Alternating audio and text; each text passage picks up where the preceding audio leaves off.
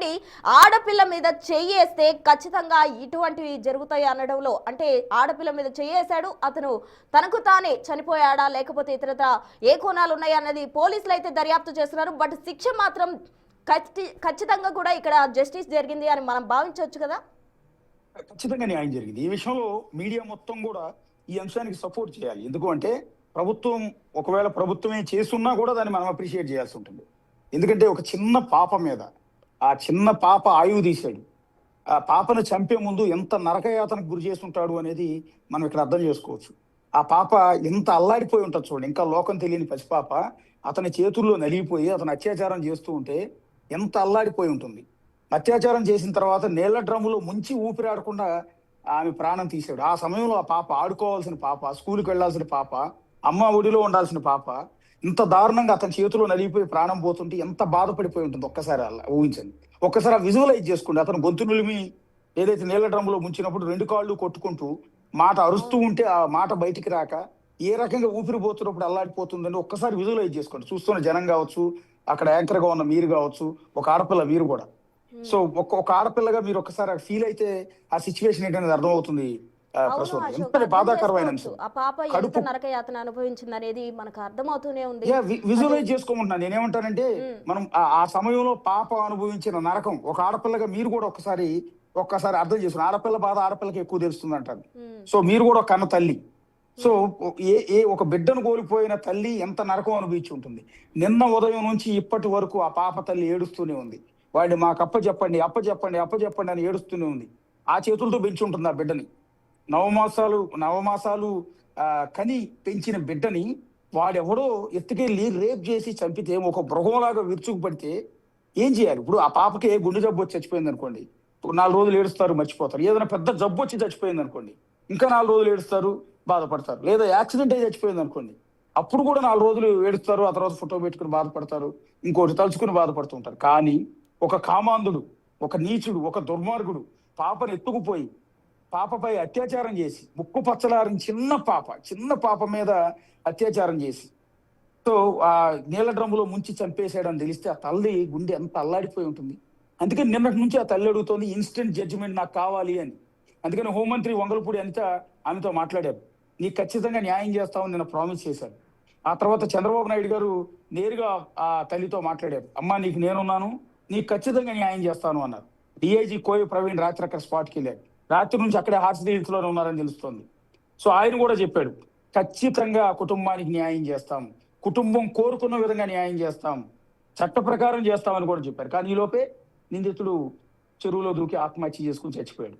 ఆత్మహత్య చేసుకున్నాడా, వేరే జరిగిందా అనేది జనం మొత్తానికి తెలుసు. అక్కడ కూర్చుని మీకు తెలుసు, నాకు తెలుసు. సో అది చట్ట పరిధిలోకి వచ్చే అంశం కాబట్టి దాన్ని మనం పెద్దగా డ్రాగ్ చేయాల్సిన అవసరం లేదు. కానీ శవానికి శవం, ప్రాణానికి ప్రాణం, కాలు చెయ్యికి చెయ్యి అన్నట్టుగా ఇక్కడ ఆ పాప ప్రాణం తీసిన కామాంధుడికి భూమి మీద బతికే హక్కు లేదు. ఈ భూమి మీద గాలి ఇటువంటి వాళ్ళకి అంత ఈజీగా శిక్ష అంటే అతను కేవలం దూకి చనిపోవడం, ఇది ఒక చిన్న శిక్ష అనే అనుకోవాలి. ఎందుకంటే ఆ చిన్న పాప ఎంత నరక యాతన అనుభవించిందో మనకి కళ్ళకు కట్టినట్టు కూడా కనిపిస్తూ ఉంది. అంతటి శిక్షను వీళ్ళకి వేయాల్సి ఉంటుంది. కానీ అతను చాలా ఈజీగా చనిపోయాడని అనుకోవాలి. ఈ సిచ్యువేషన్ ఈజీగా చనిపోయాడు అనుకోవటానికి లేదు ప్రసూన. ఇక్కడ ఈజీగా చనిపోయాడు అనుకోవటానికి లేదు. వీడు చనిపోవటానికి ముందు చాలా జరిగి ఉంటుంది. నేను అనుకోవటం అయితే చాలా జరిగి ఉంటుంది. అదేంటి అనేది నేను ఓపెన్ గా రివీల్ చేయలేను, మాట్లాడకూడదు కూడా మనం. బట్ ఆ చెరువులో వీడు మునిగినప్పుడు ఊపిరాడక వీడి కాళ్ళు చేతులు కొట్టుకుని అల్లాడిపోయింది ఉంటుంది కదా, అది ఈజీగా ప్రాణం పోదు. అర్థమైంది మీకు? సో ఇక్కడ ఖచ్చితంగా ఒక శిక్ష పడింది, మనం అనుకుంటున్న శిక్షే పడింది.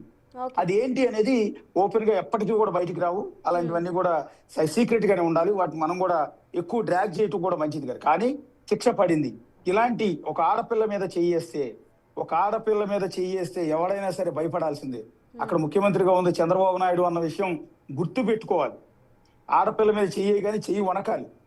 ఇక్కడ గవర్నమెంట్ లో ఒక ముఖ్యమంత్రి పలానా వాళ్ళు ఉన్నారు అని ఆడపిల్ల మీద చేయడానికి ట్రై చేసినప్పుడు ఈ చెయ్యి వనకాలి, ఇలా వనకాలి. సో ఆ వణికిచ్చే విధంగా వాళ్ళ చంద్రబాబు నాయుడు ఈ చర్య తీసుకున్నారని నేను అనుకుంటూ ఉన్నాను. Exactly as a Ashok. Journalist గా గతంలో కూడా అనేక ఇటువంటి ఘటనలు. ఘటనలు చాలా జరిగాయి. అయితే ఇన్స్టాంట్ జడ్జిమెంట్ అనేది ఎప్పుడు కూడా రాలేదు. కొన్ని సంవత్సరాల పాటు కూడా శిక్ష పడకుండా నిందితులు చాలా అంటే స్వేచ్ఛగా బయట తిరిగిన సిచ్యువేషన్స్ కూడా ఉన్నాయి. కానీ చంద్రబాబు హయాంలో ఇప్పుడు ఇన్స్టాంట్ జడ్జిమెంట్ అనేది జరిగిందంటూ కూడా ప్రెసెంట్ ఆ తల్లి సిచ్యువేషన్ ఎలా ఉంది? నిందితుడికి శిక్ష పడినందుకు గాను ఎవరైతే ఆ పసిపాప తల్లి ఉందో ఆమెకి ఇన్ఫర్మేషన్ వెళ్ళిందా? ఖచ్చితంగా వెళ్ళే ఉంటుంది, ఈ పాటికి వెళ్ళే ఉంటుంది. ఆమె హృదయ శోకం నిన్నటి నుంచి ఆమె గుండెల్లో వస్తున్న ఆవేదన కొద్దిగానే తగ్గి ఉంటుంది.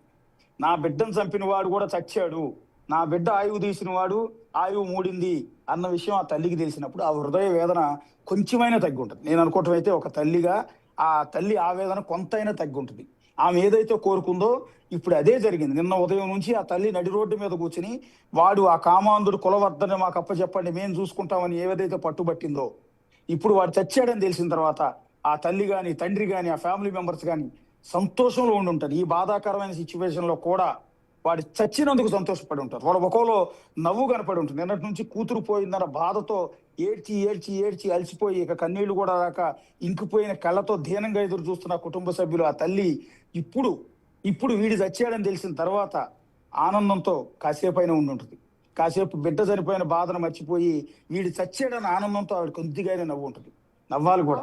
ఈ సొసైటీకి ఇలాంటి ఘటనలు చాలా ముఖ్యం, చాలా ముఖ్యం. నేను చెప్పాను కదా, ఆడపిల్ల మీద ఇలా చెయ్యాలి అంటే ఆ చెయ్యిలు ఇలా వణకాలి, ఇలా వణకాలి. కులవర్ధన్ బతికే ఉన్నా కూడా అంటే ఇతర ఫ్యామిలీస్ కావచ్చు, ఆ చుట్టుపక్కల ప్రాంతాల వాళ్ళు కూడా భయంతో బ్రతకాల్సిన సిచ్యువేషన్. ఎందుకంటే అతను ఒక డ్రగ్ ఎడిక్ట్ కాబట్టి ఎప్పుడు ఎవరి పిల్లలపై ఈ విధంగా కామం తోటి ఏ విధంగా ప్రవర్తిస్తాడో కూడా ప్రతి తల్లిదండ్రులు కూడా భయం అనేది వచ్చుంటది.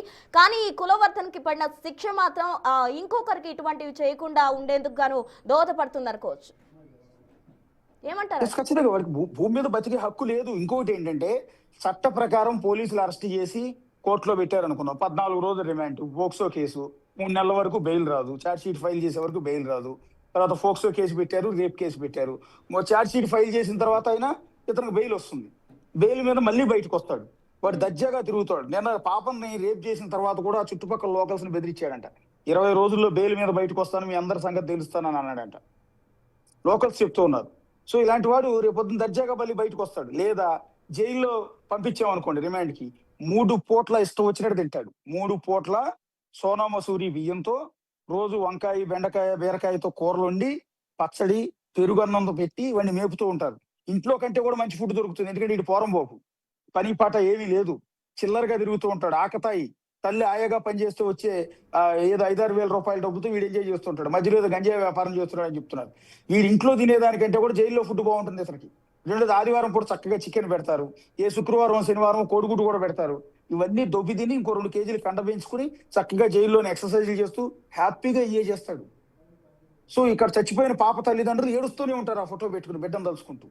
పాపం చేసిన వాడు ఎంజాయ్ చేస్తూ ఉంటాడు. అశోక్ ఆడపిల్ల పుట్టిందనగానే లక్ష్మి అనుకుంటూ ఎంతో సంతోషంగా చాలా ఆనందం వ్యక్తం చేస్తూ ఉంటారు పేరెంట్స్. కానీ ఎంత అల్లారు ముద్దుగా, ఎంత ఆ తండ్రి కూడా ఎంత గుండెల మీద పెట్టుకొని పెంచుంటాడు. తల్లి 9 మాసాలు మోసి ఆ బిడ్డ పడ్డ నరక యాతన ఆ తల్లి తలుచుకుంటే ఆ బాధ ఇప్పుడు నాకే చాలా కష్టంగా అనిపిస్తుంది. ఆ తల్లి తన కన్న బిడ్డని పోగొట్టుకుంది. ఆ తల్లికి ఎంత నరక యాతన, ఎంత అంటే ఆ క్షోభం భరించలేని సిచ్యువేషన్ కూడా ఆ తల్లి ఫేస్ చేస్తుంటుంది. కానీ ఖచ్చితంగా ఈ నిందితుడికి శిక్ష పడింది కాబట్టి మీరన్నట్టు ఎంతో కొంత ఆమె కొంచెం నా బిడ్డకు న్యాయం జరిగింది అని సంతోషం వ్యక్తం చేసిన పరిస్థితి ఉంటుంది అని కూడా మనం భావించవచ్చు. ఎలా ఉంటుంది? ఖచ్చితంగా ఈ బాధలో కూడా వీడి సచ్చాడన్న విషయం తెలుసుకుని ఇప్పుడు బహుశా మన టీంను కూడా అలర్ట్ చేస్తున్నాం. రాయచోట్లో బహుశా పాప అంత్యక్రియలు మరి కాసేపట్లో చేస్తున్నారు. ఇక్కడ మనం ఆశ్చర్యం ఏంటంటే పాప అంత్యక్రియలు ఇంకా జరగలేదు. పాప అంత్యక్రియలు ముగియక ముందే వీడి ప్రాణం పోయింది. చూసారు జడ్జిమెంటు, ఇంకా పాప అంత్యక్రియలు జరగక ముందే వీడి ప్రాణం పోయింది. 1, 2 ఇప్పుడు పాపను అంత్యక్రియలకు బహుశా తీసుకెళ్తారు. అక్కడ మన టీంను కూడా పంపిస్తే ఈ టైంలో తల్లితో మాట్లాడచ్చు. బహుశా బేసిక్ గా ఇలాంటి బాధాకరమైన సిచ్యువేషన్ లో తల్లితో మాట్లాడచ్చకూడదు. కానీ ఈ సిచ్యువేషన్ లో మనం తెలుసుకోవాలి, ఎందుకంటే ఎంటైర్ సొసైటీ కోరుకుంటుంది ఆ తల్లి రియాక్షన్ ఏంటి. మనం అనుకుంటున్నట్టే వీడు తెచ్చాడని తెలియగానే తల్లి ఏమనుకుంటుందో అనేది ప్రతి ఒక్కరు కూడా ఎక్స్పెక్ట్ చేస్తారు. సో ఆ తల్లి మనోవేదన కొంతైనా తగ్గిందా లేదా అని మనం ఒకసారి ఇక్కడ చూడాల్సి ఉంటుంది. రెండోది ఏంటంటే ఎవరో కన్న తల్లిదండ్రుల పాప కదా మనకేంటి సంబంధం అని ఎవరు అనుకోవట్లేదు వాళ్ళ రేపు. ప్రతి ఒక్క ఇష్యూని కూడా ఓన్ చేసుకుంటున్నారు జనం. ఇప్పుడు టీవీ చూస్తున్న జనం కూడా యూట్యూబ్ లో చూస్తున్న జనం కూడా అందరూ అనుకుంటున్నారు ఆ చచ్చిపోయిన పాప మా ఇంట్లో పాపే అనుకుంటున్నారు. అవును మా అశోక్. చెల్లో, మా అక్కో, మా బిడ్డో, మా మేనగోళ్ళో ఇట్లా అనుకుంటూ ఉన్నారు. ఎవరు ప్రతి ఒక్కరు ఓన్ చేసుకుంటున్నారు ఆ బిడ్డని. ప్రతి ఒక్క తండ్రి కూడా నా బిడ్డే, నా కూతురే అనుకుంటున్నారు. ప్రతి ఒక్క తల్లి కూడా ఆ బిడ్డ నా కూతురే అనుకుంటున్నారు. అంతే తప్ప ఎవరో బిడ్డ కదా, ఎవరికో పాపకి అన్యాయం చేసి మనకేంటి అని లైట్ తీసుకోవట్లేదు సొసైటీ. ఎందుకు నిన్నగాక మొన్న మేడారం జాతరలో కోవబడిన విషయంలో మన మీడియా వాళ్ళు ఎవరినో ఒక అతన్ని వేధించారని ఎంటైర్ సొసైటీ ఎలా తిరగబడిందో చూస్తారు కదా. ఇవాళ అవును. రేపు సొసైటీలో చాలా మార్పు వచ్చింది. ఇలాంటి ఘటనలు యాక్సెప్ట్ చేయట్లా. ఇవాళ ఎవరో కూతురని మనం వదిలేస్తే రేపు వాడు మన కూతురు జోలికి వస్తాడు.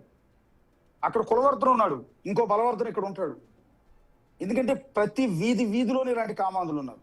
ప్రతి అపార్ట్మెంట్లోనే ఇలాంటి కామాంధులు ఉన్నారు. ఎక్కడని కాపాడుకుంటాం ఆడపిల్లని? ఇవిడ నేను కూడా ఒక ఆడపిల్ల తండ్రిని. సో నిన్న ఆ పాప అత్యాచారం చేసి హత్యకు గురైందని తెలిసిన దగ్గర నుంచి నేను అదే వేదన చెందుతూ ఉన్నా. నా ఆడపిల్ల ఉంది, నా బిడ్డను ఎట్లా కాపాడుకోవాలి నేను అని. ఇది మీరు కూడా ఒక తల్లి. ఎగ్జాక్ట్ గా అశోక్, ఎస్, మీరు కూడా ఒక అందరికీ తల్లి, అదే. మీరు కూడా అదే ఫీల్ అయి ఉంటారు. నేనేమనుకుంటానంటే మీరు కూడా ఒక తల్లి. ఈ టీవీ చూస్తున్న మహిళలందరూ కూడా తల్లిగానే తల్లి కోణంలోంచి ఆలోచిస్తారు. అయ్యో నా బిడ్డకే జరిగిందని ఫీల్ అవుతున్నా, నా బిడ్డ కాదు కదా అని ఎక్కడ అనుకోవటంలా. అవును. సో ఇవాళ ఆ ఏదైతే ప్లేస్ లో ఇన్సిడెంట్ మన బిడ్డ జడ్జిమెంట్ ఉంటే వచ్చిందో ఎట్లా ఉండేది అనే ఆలోచన ఖచ్చితంగా వస్తుంది.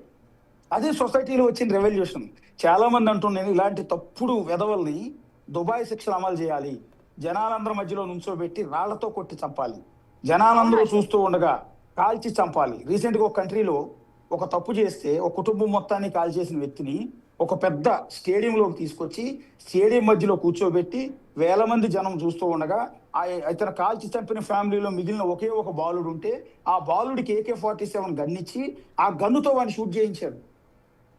ఆ ఫ్యామిలీ మొత్తంలో 13 మందిని అతను కాల్చి చంపాడు. 13 మందిని కాల్చి చంపితే అందులో ఒకే ఒక బాబు మిగిలాడు. ఆ రోజు బుల్లెట్ ఇతను గన్నుతో ఆ ఫ్యామిలీ మొత్తాన్ని కాల్చేస్తే ఒకే ఒక కుర్రాడు మిగిలాడు. అందుకని ఇన్స్టెంట్ జడ్జిమెంట్ ఎలా విధించారు అంటే ఆ బాలున్నే తీసుకొచ్చి ఆ గ్రౌండ్ లో వేలాది మంది జనం చూస్తూ ఉండగా తుపాకీ అతని చేతికిచ్చి పోలీసులు పక్క నుండి అతను కాల్పించారు.